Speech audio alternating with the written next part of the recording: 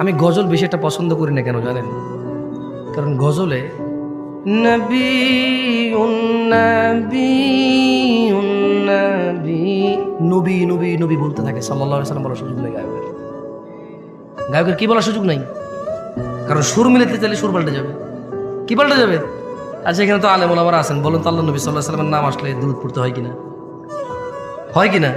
নাকি গজলে মাপ আছে, গানে মাপ আছে, ওয়াজে মাপ আছে, বৈঠকে মাপ আছে, ঝগড়ায় মাপ আছে? না, আল্লাহ নবীর নাম আসলে আলাইহিস সালাম মিনিমাম কি বলতে হবে? আলাইহিস সালাম মিনিমাম কি? ধরেন সাল্লাল্লাহু আলাইহি ওয়াসাল্লাম, অনেক বড় হয়েছে না? একবারে বলতে পারতেছেন না, লিস্ট বলতে হবে মুহাম্মদ আলাইহিস সালাম, মানে মুহাম্মদ ওনার উপরে দুরূদ বর্ষিত হোক। বুঝে আসছে? তো এই জন্য আসলে আমার অনেক সময় গজল ভালো লাগে না শুনতে, বিরক্ত লাগে শুনতে।